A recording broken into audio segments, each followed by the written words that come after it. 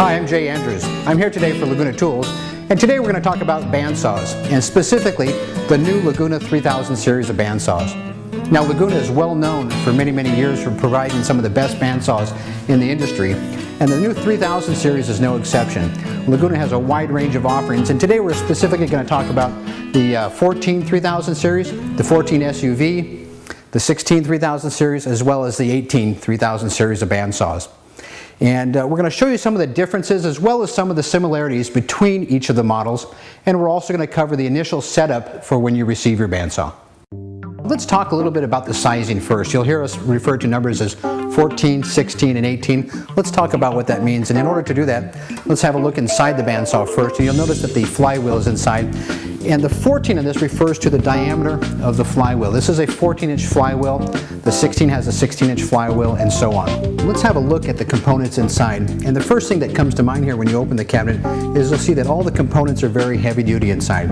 You notice that everything from the cast iron flywheel, the tensioning mechanism that's made out of solid steel and cast iron, as well as the sealed bearings and solid spindles on the inside are all heavy-duty components. And that's important for you. When you're in the middle of a cut, you don't want anything vibrating, and you certainly don't want any loss of power. And so they use cast iron flywheels, and that delivers the power straight down through the blade to make sure that your bandsaw does not bog down, even in the heaviest of cuts.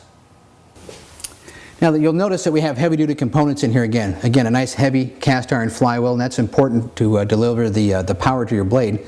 But more importantly, we've got a brush right here that brushes the tire, and that keeps the tire clean to deliver that same power through there. Again, solid spindles, sealed bearings. You notice that Laguna has added a foot brake, and this is on the SUV, on the 16 3000 series, as well as the 18 3000 series. And this is a switched foot brake. When you've got cast iron moving at rapid speeds, it's nice to be able to slow it down right away. And by pressing on the foot brake, it stops the wheel, stops the blade. It also has a switch right here, and that micro switch will cut off the motor and stop the bandsaw very quickly. You'll notice this is the inside. This is the lower dust port, and this machine is equipped with two dust ports, one on the bottom and one right here just beneath the table, so that you can pick up dust as it comes into the cabinet, as well as any that resides down at the bottom here.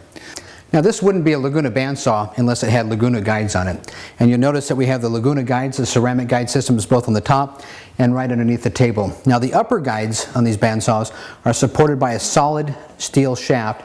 And on the 3000 series, you'll notice that this has a rack and pinion on the SUV, the 16 3000 and 18 3000 series. Now, let's talk about the table for a moment here. You'll notice that all of the tables are heavy-duty cast iron tables, and Laguna's got an extra step here and put in a dual miter slot. And this is really nice because it allows you to work with a miter gauge on either side of the blade, or to use and make your own jigs and fixtures. It's also a T-slot, so that if you have a miter gauge that supports out in the front, it can be held in place by one of the captive washers. You'll also notice that the fin system on here is a very heavy-duty fin system. It rides on a solid steel shaft. It's got a cast iron knuckle, and it locks in position with a ratchet handle. Now, this is a two-position fence. It's a high-low fence, and it's a very heavy-duty aluminum-bodied fence. It's about 3.5 inches tall, aluminum-faced, and this is in the tall position. And if you're doing low-line work, the fence will come and position itself in this groove right here, and it'll lay down and allow you to get the guides very close to your workpiece. Now, there's a few new features here on the table. One of them that you'll notice is the addition of a guide on the front.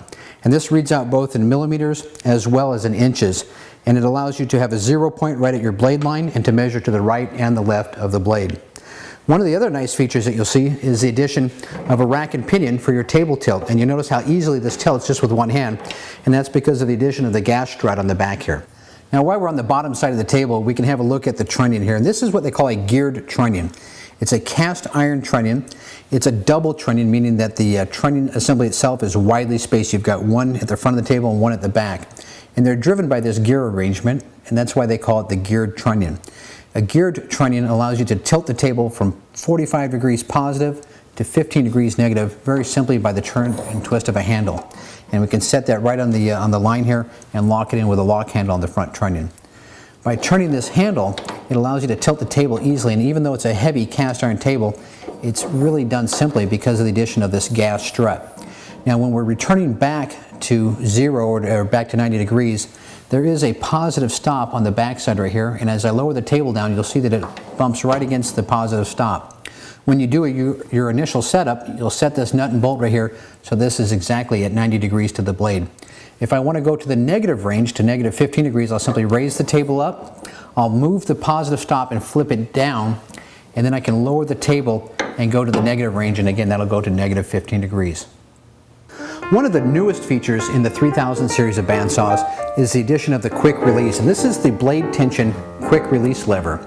And once you've got your blade properly tensioned with the tension knob on the bandsaw, you can go back to that repeated tension by simply releasing the tension at the end of the workday, and you can use that even to change blades, and then bring the tension right back to where you started from without having to go back and readjust the tension knob. So the quick tension is a great new feature, and that's on all of the 3000 series bandsaws. Now on the back side you can really see the upper guidepost mechanism that we talked about earlier, and this is the rack and pinion assembly. You'll see the solid steel shaft right here, you'll see the gearing for the rack and pinion assembly, and of course the back side of the guides right here. Simply unlock the handle and twist the knob to adjust your guides in the proper position for the type of work that you're doing. Now one of the nice features that has been added to the 3000 series of bandsaws is this little viewing window. You'll see one up in the front right here, and this lets you see the tension indicator on the inside of the bandsaw. And there's also a window on the side, and this lets you see the tracking or the relative position of the blade on the bandsaw tire. And those are both nice features to have when you're using your bandsaw. The on button is recessed in here so you can't accidentally bump into it and start the saw. The off switch is a bump switch, so you can hit that with your hand or with your arm to shut the saw off, and it protrudes out from the side. Now when your bandsaw is shipped and delivered to you, this switch assembly is mounted on the back side, and when you set up your bandsaw, and we'll show you this in a little bit here when we do a setup, you want to rotate the switch and point it toward the front, and any excess cable can be tucked inside the column of the saw. One of the nice features that's been added to the 3000 series bandsaw is onboard tool storage. So now you can take all of your Allen keys and wrenches and other little tools and put them on this handy rack that bolts to the outside of the column. Now we've talked about a lot of features on the 3000 series of bandsaws, both from the 14, the 14 SUV, the 16, and you can see that many of the components and many of the features are nearly identical from model to model. There's a few subtle differences when we move over to the 18-inch bandsaw in the 3000 series. Let's go over to the 18, and we're going to have a look at a few subtle differences that you'll see when you move up to the 18-inch bandsaw.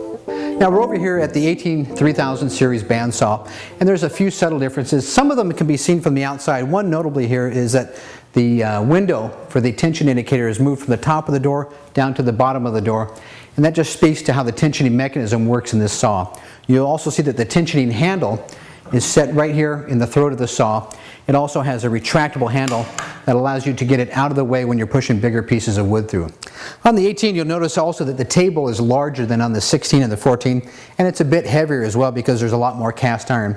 By the way, all these tables have a very heavy-duty ribbed cast iron to keep them smooth, stable, and flat the entire lifetime of the saw.